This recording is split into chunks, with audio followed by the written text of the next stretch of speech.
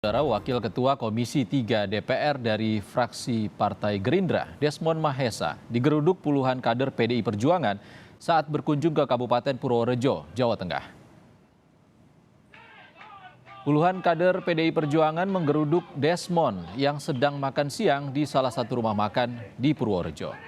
Mereka meminta Desmond mencabut dan meminta maaf atas pernyataannya yang dinilai menghina Presiden pertama Republik Indonesia, Soekarno. Pernyataan itu dikeluarkan Desmond pada 8 November lalu saat menanggapi permintaan PDIP agar negara meminta maaf kepada Presiden Soekarno buntut TAP MPRS nomor 33 tahun 1967. Desmond menilai permintaan PDIP itu sebagai lucu-lucuan. Setelah didesak kader PDIP, Desmond akhirnya mengakui dirinya salah dan meminta maaf. Desmond mengaku kurang siap saat diwawancara sehingga mengeluarkan kata-kata yang dinilai menghina Bung Karno. Kader PDIP pun menerima permintaan maaf Desmond dan membubarkan diri. Diulangi, Pak. Diulangi. Saya meminta maaf atas tidak berkenannya atas statement saya yang sepenuhnya bukan statement saya. Karena itu adalah output dari tulisan wartawan. Maka kesalahan-kesalahan yang membuat keluarga besar PDIP kecewa, saya memohon maaf.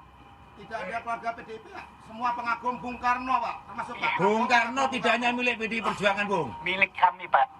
Milik Gerindra. Sekjen PDI Perjuangan Hasto Kristianto menilai pernyataan Desmond Mahesa yang menyinggung Bung Karno sangat menyakiti bangsa Indonesia dan PDIP. Karena itu Hasto akan berkomunikasi dengan petinggi Gerindra agar Desmond diberi sanksi.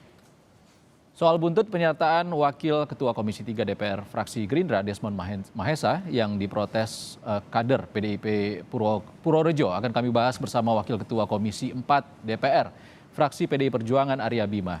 Selamat petang Pak Arya. Mas Bimo. Selamat petang. Selamat petang. Pak Desmond bilang pernyataan soal Bung Karno itu disalahartikan oleh wartawan. Tanggapan Anda seperti apa? Saya membaca statement Desmond di media online memang salah artikannya itu subjektivitas Desmond lah ya. Tapi persepsi publik sudah terframing dengan statementnya Desmond.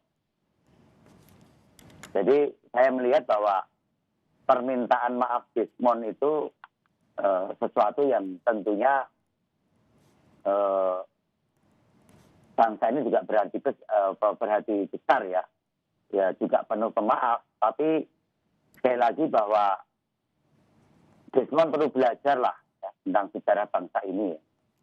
Apalagi sebagai wakil rakyat, ya, sebagai figur publik, ya, perlu lebih bijaksana dan berhati-hati bicara. Bukanlah ada pepatah bahwa mulutmu ada harimaumu. Karena persoalan ini bukan persoalan yang tidak ada bangunan hukum dan sejarah pembicaraan dari awal mengenai hal-hal yang terkait dengan TAP MPRS nomor 17 tahun 67 yang mana proses daripada bangsa ini untuk lebih bisa terjadi rekonsiliasi ya, antara yang selalu membicarakan pro dan kontra mengenai Bung Karno itu kemudian dapat segera tuntas dan bagaimana kerukunan segenap anak bangsa ini. Oke, Pak Bimo, kalau permintaan maaf Desmond, apakah sudah cukup untuk meredam respons ataupun reaksi daripada kader PDIP? Kalau saya sebenarnya dia jangan minta maaf dulu. Nah, karena yang jadi persoalan adalah struktur berpikirnya Desmond. Desmond hanya minta maaf karena statementnya berakibat terhadap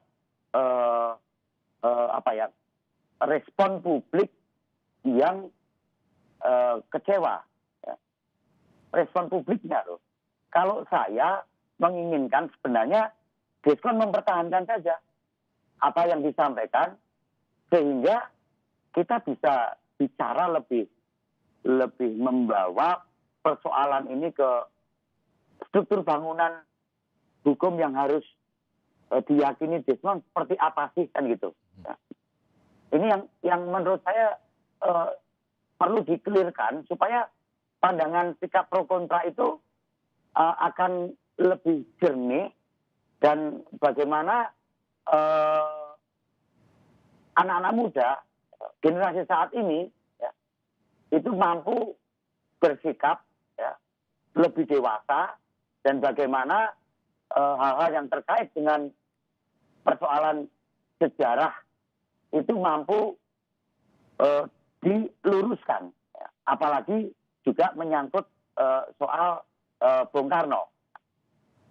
Oke. Ini yang saya khawatirkan bahwa Desmond tidak memahami benar bahwa bagaimana perubahan TAP MPR nomor 17 MPR 67 itu sendiri yang memang sudah tidak diperlukan lagi karena tidak bisa ditindaklanjuti dan itu sudah dipertegas di dalam TAP MPR nomor 1 MPR 2003 tentang peninjauan terhadap materi dan status hukum ketetapan MPR RI tahun 60.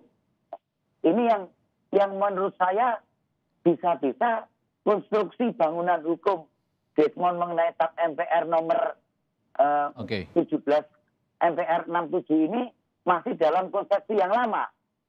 Sementara proses yang terjadi sudah jelas bahwa perubahan dari hal yang terkait dengan TAP MPR nomor 17 itu Oke, Pak Bima. Kalau dari Sekjen PDI Perjuangan, Pak Hasto kan akan berkomunikasi dengan Partai Gerindra, dengan Pak Prabowo dan juga Ahmad Muzani, minta Desmond ditindak. Sanksi apa yang diharapkan dari PDIP?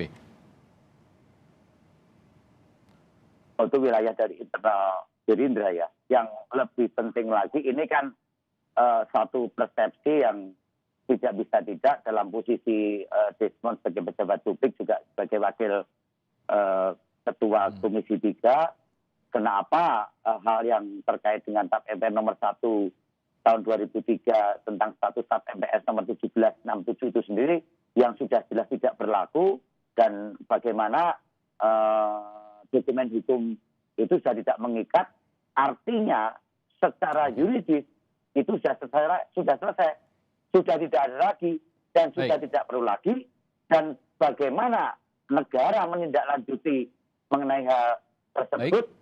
Pemberian rehabilitasi. Baik, Pak Bima, kita tunggu bagaimana hasil komunikasi dari Sekjen PDIP dengan pihak Partai Gerindra terkait kasus ini.